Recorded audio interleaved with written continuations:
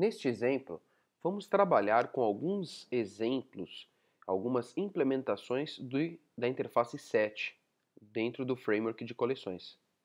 Muito bem. Para iniciarmos então, vou criar aqui uma classe dentro de um pacote qualquer. Então, nova classe Java. E vamos colocar aqui teste set. Muito bem. Vou apenas modificar aqui o nome do meu pacote e finalizarmos a criação. Muito bem, a nossa classe já foi criada. Vamos apenas aqui eliminar algumas linhas de comentário. E agora, para fazermos os nossos testes, eu simplesmente vou criar aqui um método public static void main e vamos começar então a nossa programação. Muito bem. Para iniciarmos então, eu vou criar aqui dois objetos que implementem set, ok? Inclusive, vou trabalhar pela interface, apenas para que vocês percebam que as questões de polimorfismo, elas são aplicáveis aqui dentro do conceito de frameworks de coleções. Muito bem, vamos criar aqui o set. Vou criar como grupo 1 e como grupo 2, ok? No entanto, vamos aqui fazer a importação de set. No entanto, agora vamos instanciar um tipo específico de set para grupo 1. Vamos colocar aqui um hash set. Muito bem. E para grupo 2, nós vamos colocar aqui um new treeset. Muito bem. Antes de prosseguirmos, um detalhe importante. Se continuarmos desta forma, como eu acabei de criar, toda vez que eu colocar aqui grupo 1 ponto, o que nós teremos? Nós teremos métodos genéricos que lidem simplesmente com o objeto, ok? Então, como é o caso aqui em cima do add, ele faz um add em object, e assim por diante, ok? Talvez isso não seja o que desejamos. Então, por esse motivo, nós podemos aplicar os conceitos de generics e fecharmos aqui o escopo da nossa coleção. Como, por exemplo, vamos dizer que eu quero operar apenas com string. Então, já criei os sets para string e aqui já coloquei também no construtor do treeset. Desta forma, nós só podemos adicionar e remover strings dos nossos sets, ok? Muito bem, então vejam como o conceito de generics também é utilizado aqui dentro de exceções. Ok, agora o que faremos? Nós faremos a criação de algumas strings e iremos adicioná-las aí aos sets. Então, por exemplo, eu criarei aqui a string texto 1, texto 2, texto 3, texto 4, texto 5 e texto 6. Na texto 1, eu vou colocar o valor Manuel. Já na texto 2, eu vou colocar o texto Camila.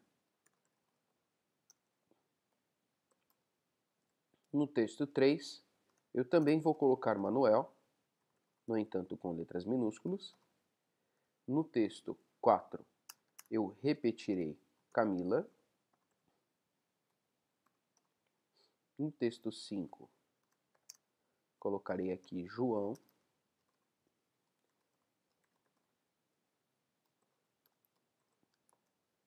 E no texto 6, guardarei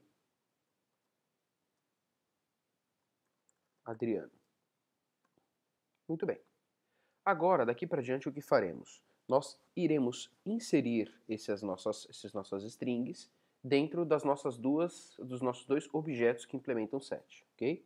Então, sempre farei aqui grupo1.add, e aí nós vamos adicionar texto 1,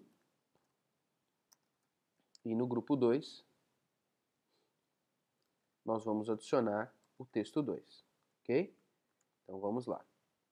Aqui para o texto 3, aqui em cima um erro, texto 1 e texto 1, nós vamos adicionar o mesmo texto nas duas sets, sempre. Texto 2, para o 3, para o 4, para o 5 e para o 6. Então vamos corrigindo aqui. Para o 3, para o 4, para o 5 e para o 6. Do outro lado a mesma coisa. Para o 3, para o 4, para o 5 e para o 6. Ok. Agora, para continuarmos e demonstrarmos aí a utilização do set, eu vou fazer a impressão do conteúdo contido em cada um destes sets. Ok? Então vamos lá. Primeira coisa aqui, eu vou fazer um system.out, imprimindo o hash set. Ok? Como nós vamos fazer aqui a impressão do hash set? O set, ele basicamente tem aqui alguns métodos, ok? Que nós poderíamos utilizar para esse processo de remoção. Então nós poderíamos aqui percorrer objeto por objeto. No entanto, pelo fato dele ter aqui um método iterator, isso faz com que o set ele seja uma estrutura passível de ser implementada dentro da estrutura for-each. O for-each é uma estrutura que funciona da seguinte forma. Colocamos aqui uma string que representa uma unidade dentro daquele grupo. Então, no nosso caso, como é um set de strings, estou criando uma variável do tipo string, chamada nome, coloco 2 pontos e logo à frente coloco o nome deste grupo. Ok? Então, dessa forma, essa estrutura já sabe que ela deve percorrer todos os seus elementos, sequencialmente falando, e a cada elemento percorrido, a cada elemento iterado, ele vai armazenar aqui nessa string nome. Então, o que eu posso fazer com isso? Eu posso fazer um system.out, vou fazer um sem print ln, eu não quero que pule linha, e eu vou solicitar então que ele imprima este elemento concatenado aqui por um espaço e uma vírgula, ok? Faremos então a mesma coisa para o triset, imprimindo triset, e aqui abaixo também farei uma estrutura for each da mesma maneira. For string nome, 2 pontos, grupo 2,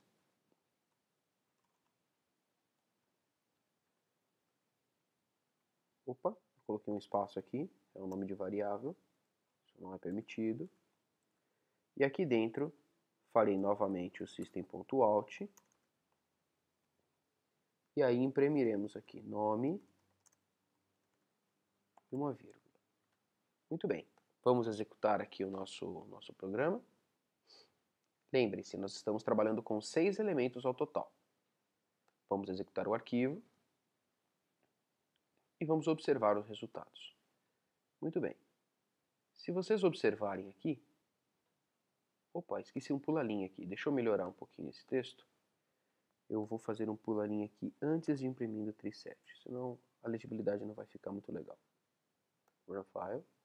Agora sim.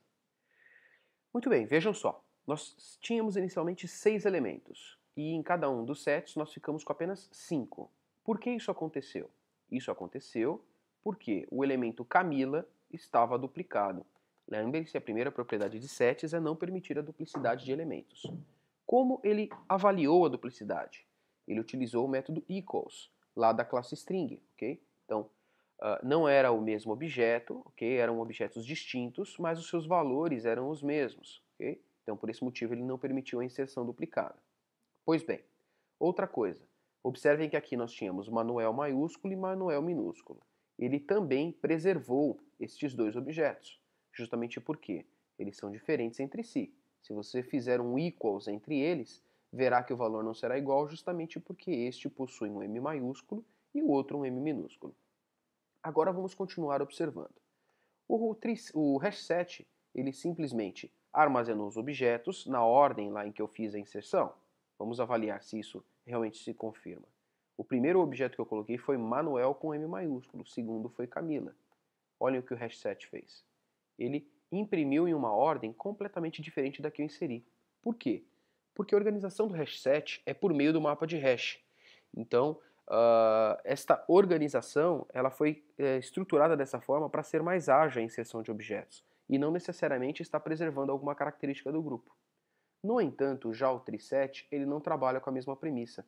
A característica do triset é justamente de ser um set já ordenado, pois no momento da inserção ele insere os elementos respeitando uma estrutura de árvore, okay? Que já é uma estrutura de dados ordenada. Então vejam só que os elementos sem nenhum tipo de esforço para ordenação já foram todos ordenados.